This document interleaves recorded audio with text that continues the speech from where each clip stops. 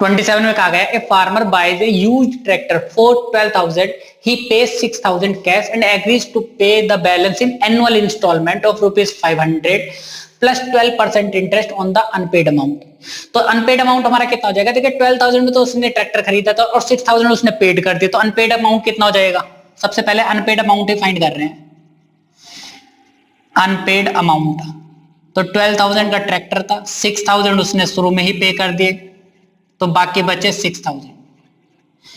तो unpaid amount 6,000 हो गया, उसका 12% तो वो इंटरेस्ट देगा। देखिए 5,000 हर एक महीने ना 500 रुपीज देगा, और इसके अलावा 12% देगा वो इंटरेस्ट जो हमारे पैसे थे। तो देखिए सबसे पहले मंथ के लिए वो क्या करेगा? 12% का इंटरेस्ट देगा, कितने पर? 6,000 पर, और इसके साथ साथ वो प्लस के 500 रुपीज भी देगा, ठीक है ना। तो नेक्स्ट मंथ में जो हमारा अमाउंट बचेगा ना, वो बचेगा 5,500, फिर उस पर वो 12% का इंटरेस्ट देगा, ठीक। और इसके साथ साथ वो क्या कर रहा है? ये वाला पेड करने के बाद इंटरेस्ट, ये वाला भी इंटरेस्ट पेड करने के बाद 500 रुपीज भी दे रहा है वो अलग से। तो नेक्स्ट मंथ के लिए हमारे पास जो अमाउंट बचेगा वो ये बचेगा, उसका 12% देगा वो, ठीक है ना, फिर 500 रुपीज पेड कर देगा। तो इस तरह से वो लास्ट में 12% ऑफ 500 पेड करेगा, ठीक है ना। जब लास्ट में, और यहाँ पे ये वाला पे करने के बाद जब वो 500 रुपीज पे कर देगा तो हमारे पास कोई बैलेंस बचेगा ही नहीं, है ना। तो उसके बाद कोई इंटरेस्ट नहीं दिया जाएगा। तो इंटरेस्ट फाइंड कर रहे हैं बेसिकली, ये वाला हमारा इंटरेस्ट फाइंड करना हमें, ठीक है ना। ये 500 तो हमारे कुल मिलाकर 6,000 ये वाला हो जाएगा जो अनपेड अमाउंट था। इस अनपेड अमाउंट के अलावा ये वाला जो ना इंटरेस्ट भी जा रहा, तो इंटरेस्ट फाइंड कर रहे हैं हम, लिख रहे इंटरेस्ट इक्वल टू, तो वो हो जाएगा 12% of 600 plus 12% of 5,500 plus 12% of 5,000 plus, और इस तरह से कहां तक जाएगा? 12% ऑफ सिर्फ 500 तक। जब लास्ट में 500 बचे जाएंगे ना, उसका इंटरेस्ट दिया जाएगा, और जैसे ही वो 500 रुपीज पेड कर देगा फिर कोई बैलेंस बचेगा ही नहीं। तो देखिए 12% हमने बाहर लिख लिया ऑफ, और ये जो हमारा सारा मनी था ना, इन सबको ऐड कर लिया हमने, ये इस तरह से हमारे क्या बचेंगे? 500 लास्ट में बचेगा। इससे पहले वाला अगर हम देखें तो वो क्या होगा? हमारा 1,000 रहा होगा, और ये लास्ट में हमारा 500 रहा होगा, इस तरह से, ठीक। ये हमारी क्या है? एक एपी है, क्योंकि देखिए सेकंड टर्म में से फर्स्ट टर्म माइनस कर दीजिए, थर्ड टर्म में से सेकंड टर्म माइनस कर दिया, 500 का डिफरेंस आ रहा है। तो अगर आप ध्यान से देखो तो ये एपी हमारी, देखिए अगर कोई एपी हमारी इस तरह से है 2, 4, 6, तो इनका सम भी 12 है। अगर मैं 6, 4, 2 लिख दूं, इसे पलट के लिख दूं, तब भी हमारी एपी है, तब भी उसका सम 12 है। तो मैं इस एपी को पलट के लिख रहा हूं, मैं इसे इस तरह से लिख रहा हूं 12% ऑफ 500 प्लस 1,000, इस तरह से, और लास्ट में हमारा टर्म कौन सा आ जाएगा? 6,000 आएगा, नहीं आएगा?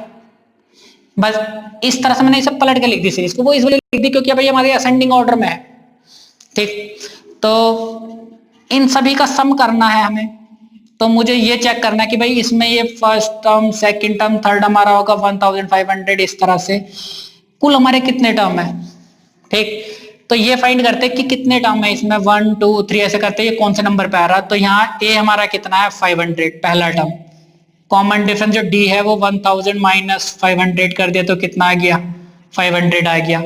एन हमें फाइंड करना है, और ये हमारा nth टर्म हो गया ए एन इक्वल टू 6,000।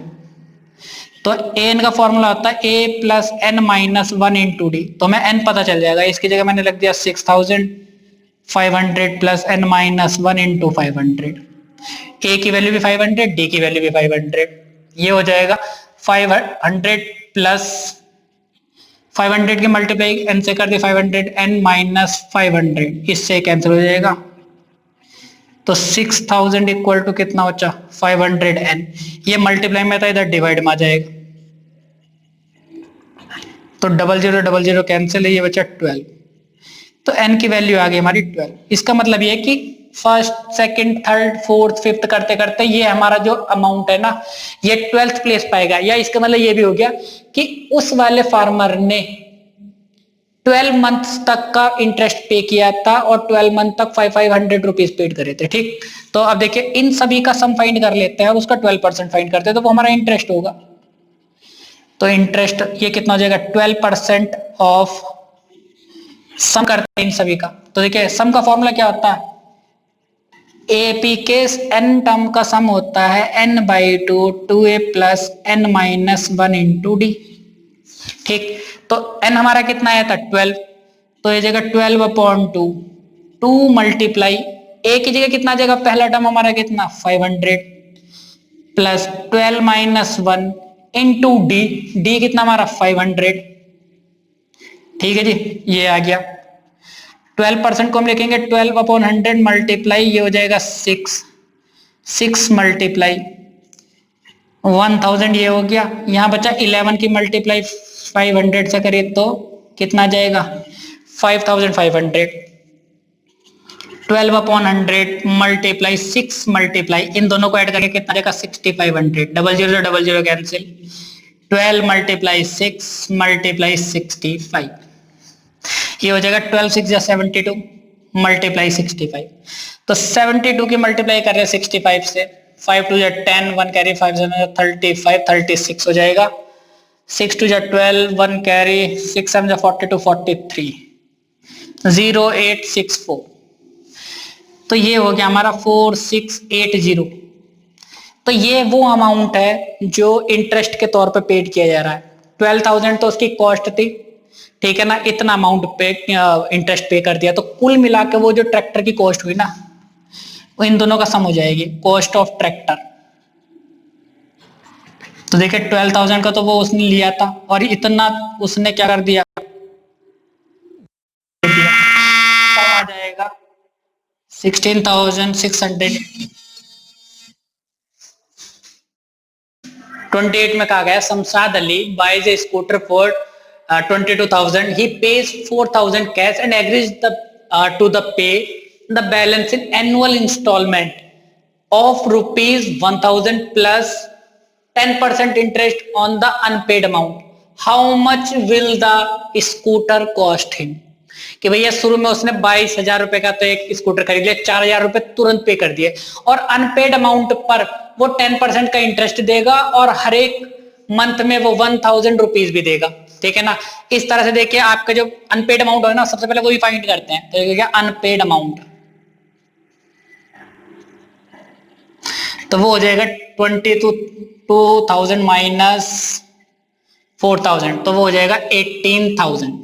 ठीक है ना, तो जो 18,000 रुपीज है ना, तो वो 1,000 करके हर महीने देगा इस तरह से।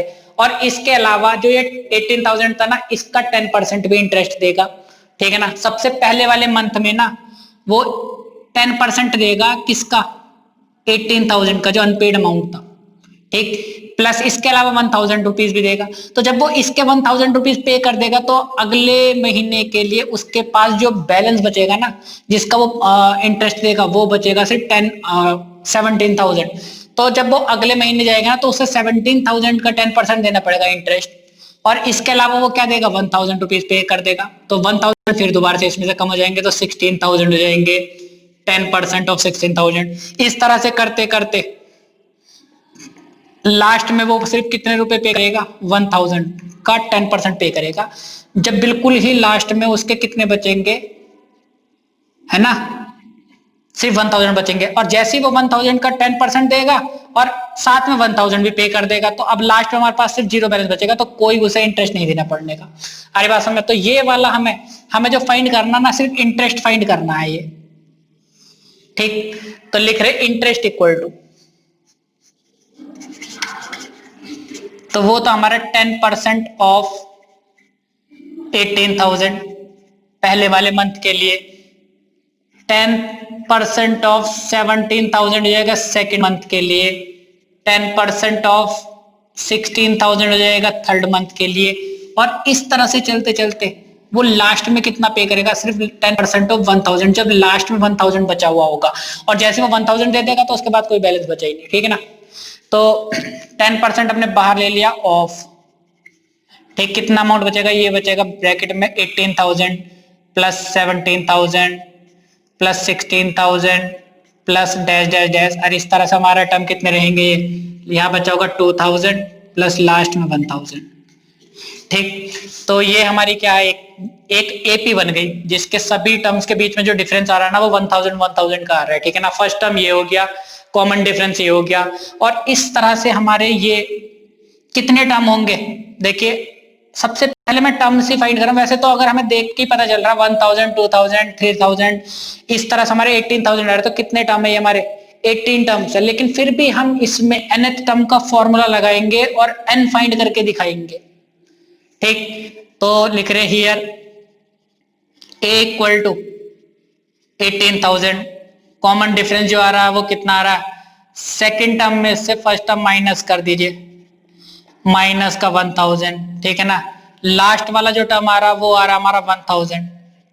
ठीक, और n हमें फाइंड करना है, तो nth टर्म वाला फॉर्मूला होता है an equal to a plus n minus 1 into d. an की जगह लिख दिया मैंने 1000, a हमारा पहला टर्म हो गया 18,000 प्लस n माइनस 1, और d की जगह आ जाएगा हमारा माइनस का 1000। ठीक, ये वाला जो टर्म था ना हमारा, इसे लेफ्ट में ले आते हैं तो कितना हो जाएगा 18,000। ठीक, इक्वल टू ये बचा हमारा n माइनस 1 और ये माइनस का 1000 ऐसे रहा, ये कितना बचा माइनस का 17,000 इक्वल टू n माइनस 1 और माइनस का 1000। ये माइनस का जो 1000 था ना इसके साथ मल्टीप्लाई में था, यहाँ डिवाइड में आ जाएगा, माइनस से minus cancel, 3 0 3 0 cancel, n minus 1 17 equal to n minus 1, ये माइनस 1 इधर लेफ्ट में आएगा तो कितना हो जाएगा 17 प्लस 1 और इक्वल टू n। n की जो वैल्यू आ जाएगी ना वो 18 आ जाएगी। डायरेक्ट पता चल रहा था लेकिन फिर भी हम n फाइंड करके इस तरह से दिखाएंगे। इसका मतलब है कि हमारे n टर्म्स है AP के, और AP के n टर्म्स का फॉर्मूला होता है हमारा n/2 2a plus n minus 1 into D, क्योंकि सभी के बीच में प्लस का साइन लग रहा है तो इन सभी को हम ऐड करेंगे। तो इसे देखिए इधर सॉल्व करते हैं, तो ये जो इंटरेस्ट आ रहा था ना हमारा ये हमारा हो जाएगा देखिए 10% ऑफ, तो 10% को लिखेंगे 10/100 मल्टीप्लाई, इन सभी का सम कर रहे हैं तो n/2, n हमारे कितना है 18 अपॉन 2 2a, a हमारा पहला टर्म ये रहा 18,000 प्लस n माइनस 1, n हमारा 18 था माइनस 1 इंटू डी हमारा कितना था 1000 माइनस का था। इसे सॉल्व करेंगे तो एक जीरो से एक जीरो हट गई तो कुल मिलाकर 1/10 बचा, मल्टीप्लाई 2 9 जा 18 9 बचा 36,000 प्लस यहाँ कितना बचा 17 की मल्टीप्लाई 1000 से करती माइनस का 17,000 हो गया, इसमें से माइनस कर देंगे तो 9/10 बचा। जब 36 में 17 माइनस करेंगे ना तो बचेगा हमारा 19,000। ठीक, एक जीरो से एक जीरो कैंसिल हो जाएगा, 19 9 जा 171, तो इतने रुपीस का इंटरेस्ट पे करना पड़ा। ठीक, कॉस्ट तो इतनी थी स्कूटर की, इतने रुपीस उसने क्या करा इंटरेस्ट पे करा, तो कॉस्ट कितनी होगी, टोटल कॉस्ट कितनी हो जाएगी, टोटल कॉस्ट ऑफ स्कूटर वो हो जाएगी देखिए 22,000 प्लस, और ये जो इंटरेस्ट उसने फालतू दिया वो ये वाला, तो जब इन दोनों को ऐड करेंगे तो कितना हो जाएगा 7 और 2 9 और 3 39,100 रुपीज उसको टोटल कॉस्ट देनी पड़ी। इस क्वेश्चन नंबर 29 में कहा गया a person writes a letter to 4 of his friend, he asked each one of them copy the letter and mail to 4 different persons with instruction that they move the chain similarly। मतलब ये हुआ कि एक person था, यहाँ मान लीजिए ये पर्सन है कोई, इसने जो ना अपने 4 फ्रेंड को एक मेल किया, ठीक है ना, मान लीजिए ये ए था, इसने 4 पर्सन को ना मेल कर दिया, और इसके बाद ये कहा कि हर एक पर्सन से कहा कि तुम ना अपने 4 पर्सन को मेल करो, इस तरह से ये भी अपने 4 पर्सन को मेल करेगा, ठीक, ये भी 4 पर्सन को मेल करेगा और ये भी 4 पर्सन को मेल करेगा। फिर इसके बाद ये जो था ये व्यक्ति है ये अपने 4 पर्सन को मेल करेगा, ये फिर 4 पर्सन को मेल करेगा। तो इस तरह से आप देखिए इस वाले पहले पर्सन ने तो 4 को मेल करा, तो ये हो गया हमारा पहला, जो मेल करा गए थे ना वो 4 थे, यहाँ पे हमारे मेल देखा, जब सेकंड चेन चली ना तब हमारे मेल कितने हो गए, 1 2 3 4 5 6 7 8 9 10 11 12 13 14 15 16 हो गए थे। इसी तरह से अब आप देखिए, ये अगर 4 व्यक्ति हैं तो ये अपने कितने करेंगे, 16 करेंगे मेल, ये भी 4 जो है ये 16 करेंगे, ये 16 हो जाएंगे, ये भी 16 हो जाएंगे, कुल मिलाकर 64 हो जाएगा। इस तरह से जाएंगे हमारे मेल, ठीक है ना। पहले व्यक्ति ने 4 व्यक्तियों को करे, इस 4 व्यक्ति ने 16 व्यक्तियों को मेल करे, इन 16 ने 64 को करे। और आप बड़े ध्यान से देखेंगे ना तो ये जो मेल हो रहे हैं ना, तो ये हमारी एक जीपी बना रहे हैं, 4 4 स्क्वायर 4 क्यूब, इस तरह से। और हमसे फिर कहा गया था assuming that the chain is not broken, कि ये चेन टूटनी नहीं चाहिए, और दैट इट कॉस्ट 50 पैसे टू द मेल 1 लेटर, और एक लेटर का मेल करने का 50 पैसे है। Find the amount spent on the postage when 8th set of letter is mailed. जब इस तरह से देखिए, ये पहला वाला सेट था, ये दूसरा था, ये थर्ड वाला आया, इस तरह से हमारा 8th वाला जो आएगा ना तो वो हो जाएगा 4 की पावर 8, ठीक है ना। तो इतने, ये इन सब का अगर सम कर दिया जाए ना तो इतने मेल वो हो चुके होंगे जब 8th सेट मेल कर दिया गया होगा, ठीक। तो इन सब का सम फाइंड करेंगे तो उतने टोटल मेल आ जाएंगे। तो पहले तो लिख रहे हैं कि जो मेल किए गए लेटर है ना, the number of letters meld forms a GP. वो एक जीपी बना रहे हैं, देखिए वो इस तरह से 4 4 स्क्वायर 4 क्यूब, इस तरह से, ठीक है ना, एक जीपी बना रहे हैं। तो जब लास्ट में हमारा 8th वाला अगर सेट जाएगा ना तो वो 4 की पावर 8 रहेगा, कि जब हमारा पोस्टेज जो ना 8th set of letter is mailed, तो उसका मतलब है कि जब 8th बार हो रहा होगा ना तो 4 की पावर 8 हो जाएगा। तो इतने हमारे टोटल क्या रहे होंगे, ये टोटल मेल हो जाएंगे। अगर मैं इन सबका सम फाइंड कर देता हूं तो लिख रहे हियर ए इक्वल टू, पहला टर्म हमारा 4 हो गया, और आर जो कॉमन रेशियो है वो हो जाएगा 4 का स्क्वायर अपॉन में 4, सेकंड टर्म हमारा अपॉन में फर्स्ट टर्म, तो रेशियो आ गया हमारा 4, ठीक। और एन हमारे कितने हो गए, 8, ठीक। और सबसे पहले हम क्या फाइंड करें, इसका सम फाइंड करें कि टोटल जो मेल हो गए ना वो कितने हो गए। तो एस एन कितना हो जाएगा, ये देखिए R1 से बड़ा है तो हमारा फॉर्मूला होता है A इंटू आर की पावर n-1 अपॉन में R-1।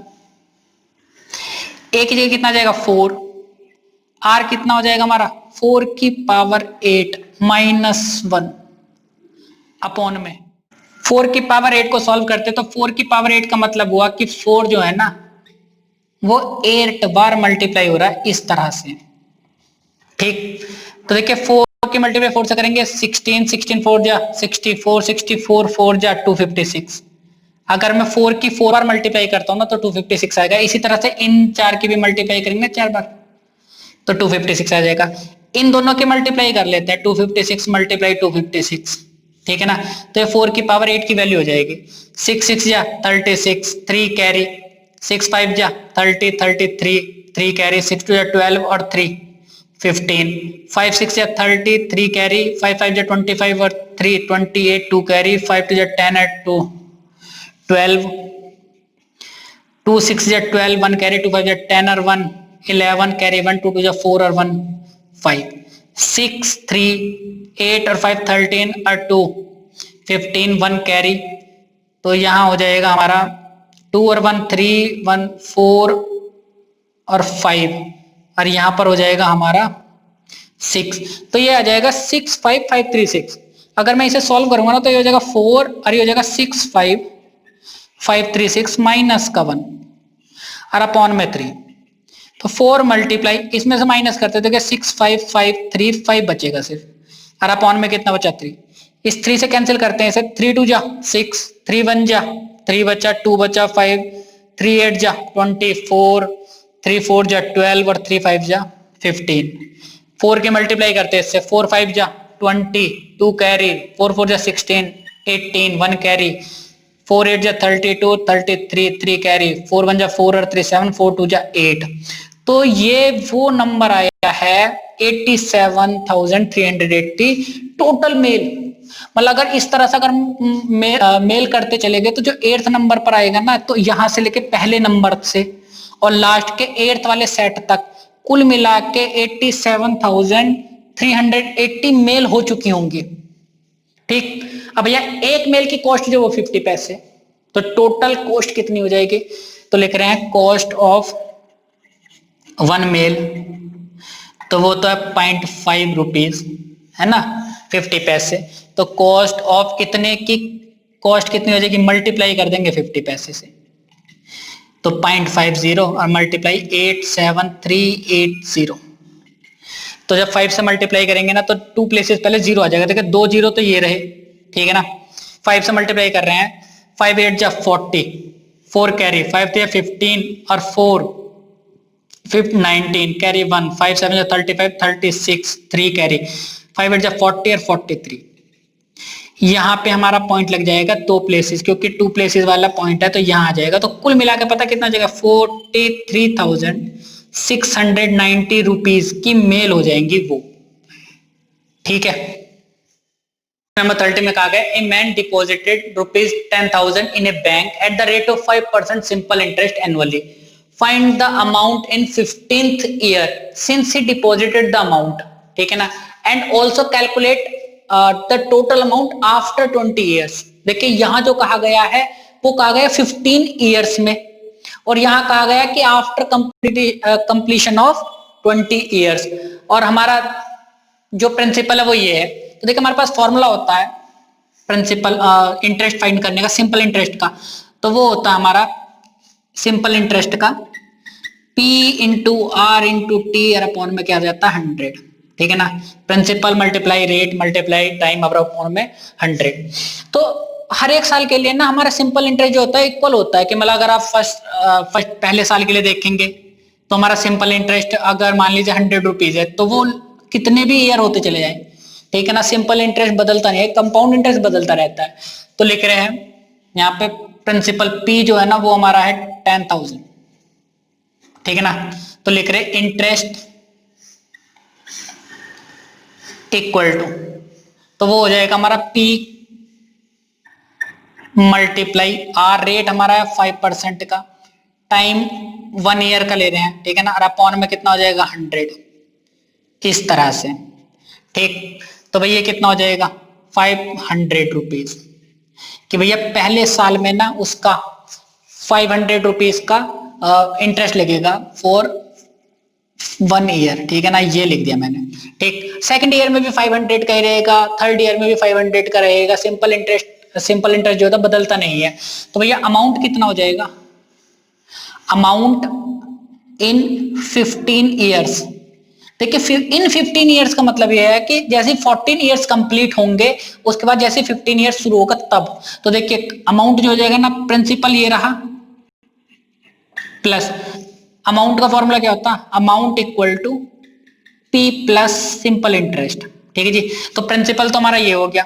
सिंपल इंटरेस्ट हमारा देखिए पहले साल के बाद, एक साल बाद वो कितना हो जाएगा 500 प्लस सेकंड साल के बाद हो जाएगा 1000, ठीक है ना, इस तरह से 500 फिर ऐड होगा। 3 ईयर्स के बाद कितना हो जाएगा, इस तरह से डैश डैश करते करते। और जब 14 ईयर्स के बाद में 15 ईयर्स में पूछा है ना, तो 14 ईयर्स के बाद में कितना हो जाएगा? तो ये हमारे कितने हैं टोटल? 14 टर्म्स है, मतलब 14 बार आ रहा होगा 500 इस तरह से। तो ये हो जाएगा हमारा 10,000 प्लस 50, ये 500 कितनी बार? 14 बार। तो 14 से मल्टीप्लाई कर देंगे इसकी, 14 5 जा 70 और 2 जीरो आगे लगे, तो कुल मिला के हमारा 7,000 का क्या हो जाएगा? इंटरेस्ट हो जाएगा। तो 17,000 हमारा क्या हो जाएगा? अमाउंट हो जाएगा इन 15 ईयर्स। इस इन 15 ईयर्स का मतलब है आफ्टर 14 ईयर्स, या तो हमसे आफ्टर 14 ईयर्स कहते तब भी यही बात थी, इन 15 ईयर्स कहा गया तब भी यही बात है। जैसे यहाँ पे हमसे कहा गया कि calculate the total amount after 20 years, तो इसमें 20 ईयर्स का कंप्लीट होने का मतलब यह है कि हमें 21 ईयर में बताना है, ठीक। तो लिख रहे हैं अमाउंट इन, या आफ्टर लिख देते हैं, आफ्टर 20 ईयर्स।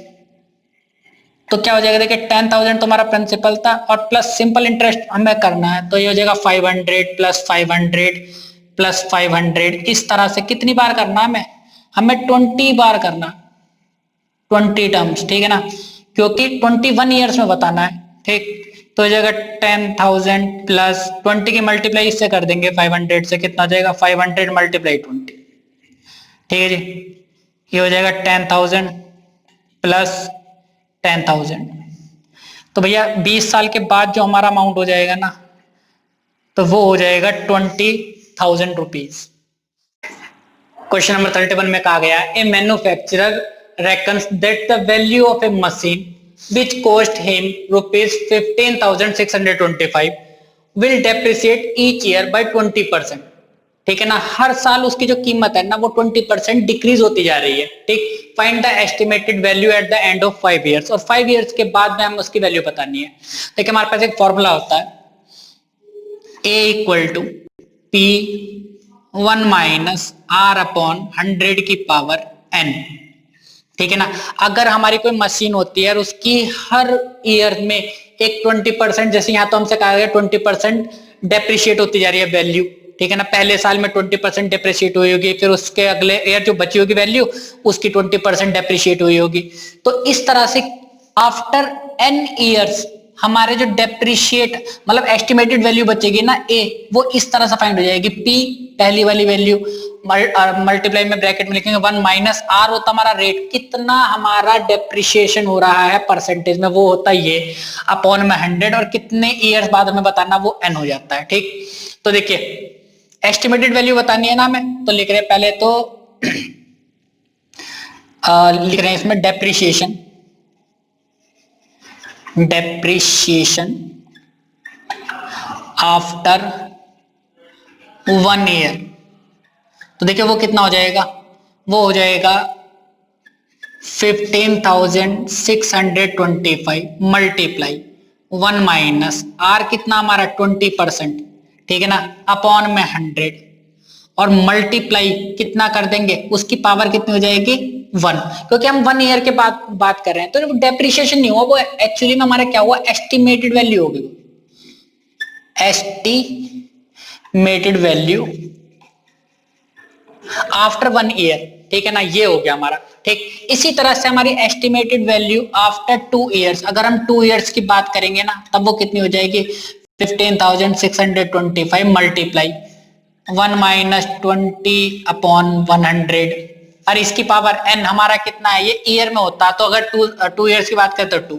इस तरह से हमें जो ना क्या फाइंड करना है, estimated value after 5 years find करना है, ठीक। तो क्या हो जाएगा 15,625 मल्टीप्लाई 1 माइनस 20 अपॉन 100 की पावर कितनी हो जाएगी 5 हो जाएगी, ठीक। इस तरह से आप चाहे तो ना इस वाले टर्म को पहला टर्म बना लीजिए, ये सेकंड टर्म हो जाएगा। इस तरह से मैं फिफ्थ टर्म फाइंड करना है, ये हमारी क्या आ रही है, एक जीपी बन रही है, ये पहला टर्म ये सेकंड टर्म, अगर हमें फिफ्थ टर्म फाइंड करना है तो ये हमारा फिफ्थ टर्म बन रहा है एक जीपी का, ठीक। तो जीपी का हमें फिफ्थ टर्म फाइंड करना है, ये हो जाएगा हमारा 15,625, और ये हो जाएगा, देखिए सॉल्व करेंगे तो 100 क्या आ जाएगा हमारा एलसीएम 100 माइनस 20, पावर कितनी हो रही है 5, 15,625 मल्टीप्लाई ये हो जाएगा 80 अपॉन 100, और उसकी पावर कितनी हो रही है 5, 0 से 0 कैंसिल हो जाएगा, 15,625 मल्टीप्लाई 2 4 जा 8 2 5 जा 10, तो 4 अपॉन 5 की पावर जो हो रही है वो हो रही है 5। तो इसे सॉल्व कर लेंगे, 4 मल्टीप्लाई 4 मल्टीप्लाई 4 मल्टीप्लाई 4 मल्टीप्लाई 4, ये 5 बार मल्टीप्लाई होगा 4, और नीचे 5 भी हमारा 5 बार मल्टीप्लाई हो जाएगा, ठीक।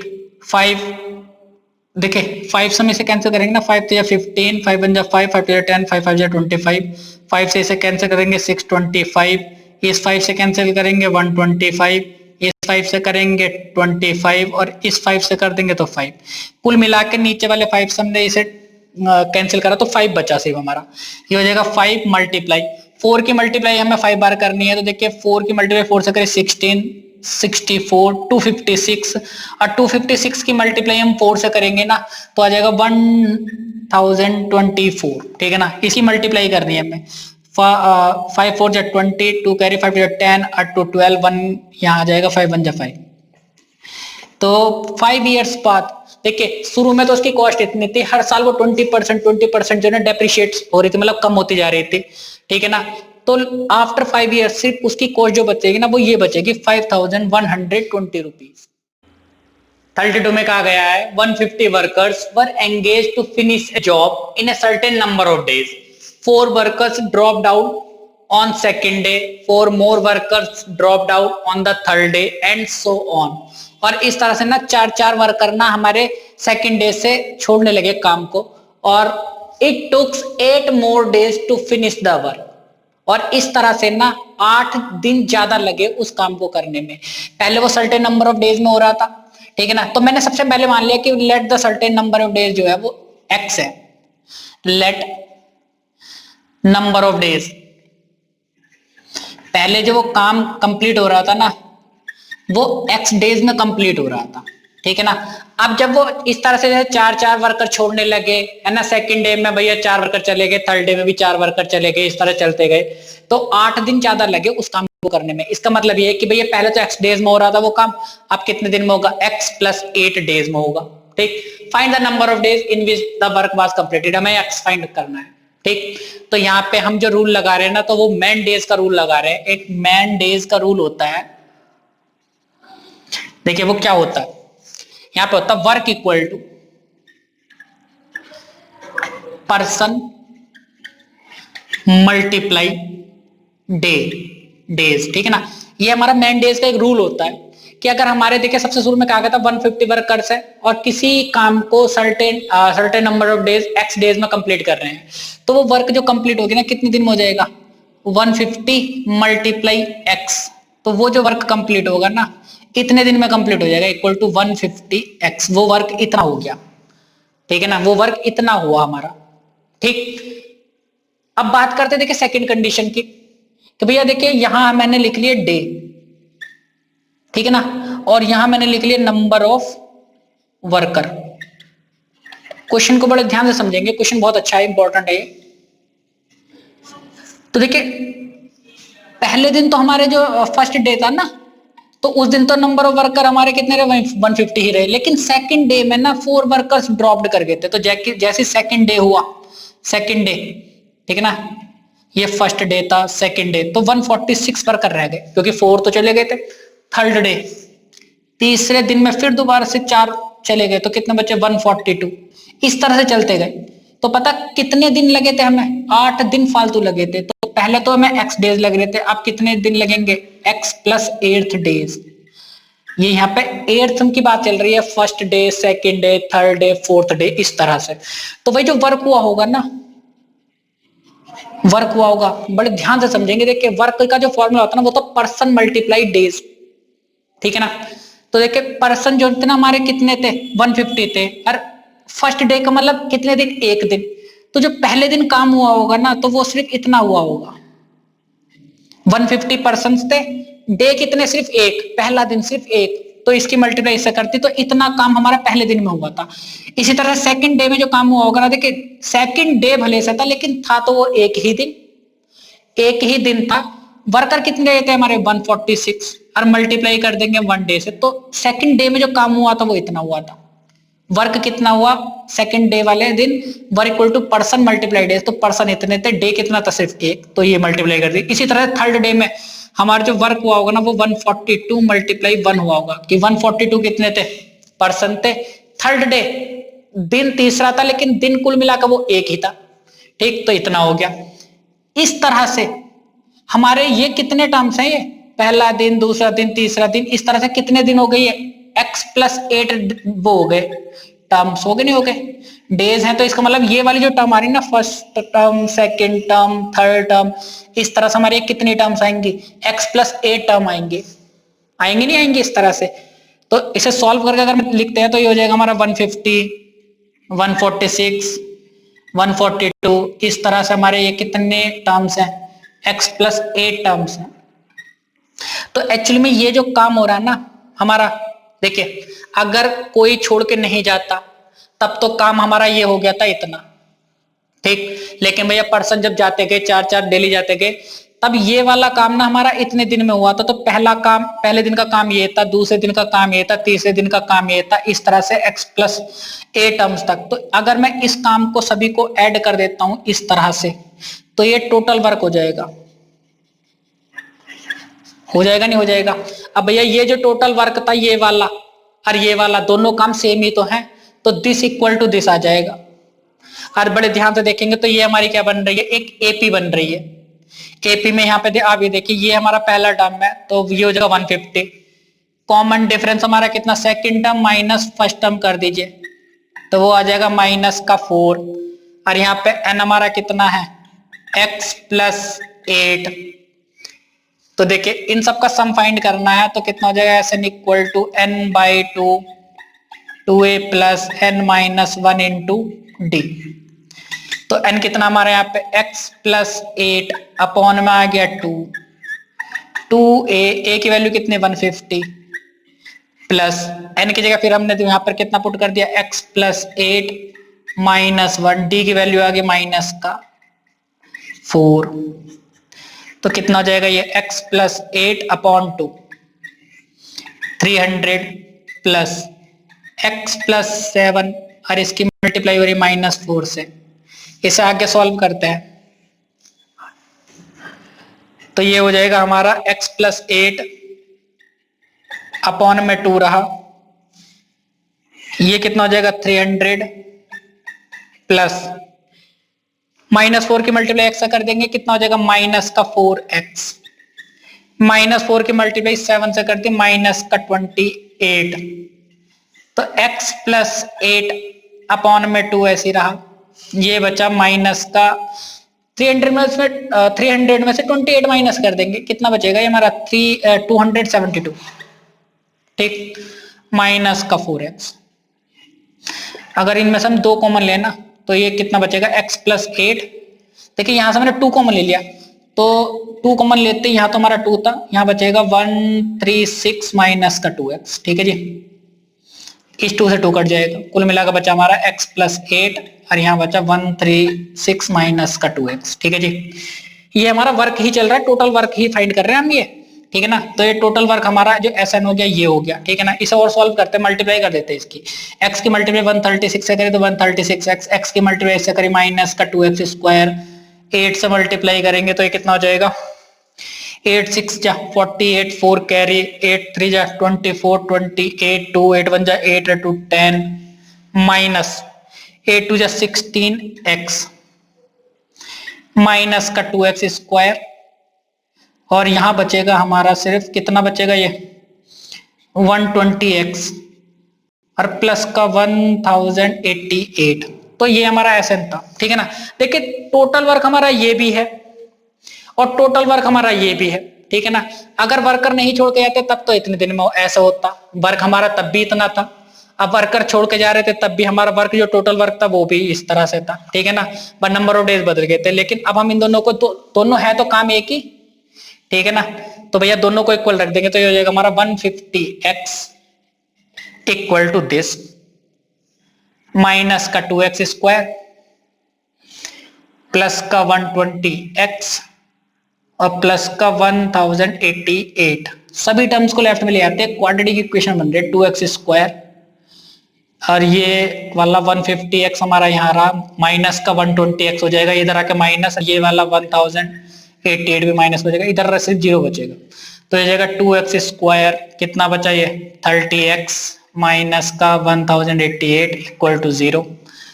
इन सब में 2 भी कॉमन ले लिया मैंने, 2x स्क्वायर बचा, ये बचा 15x माइनस का 2 5 10 544 equal to 0, x square plus 15x minus का 4 554 इक्वल टू 0।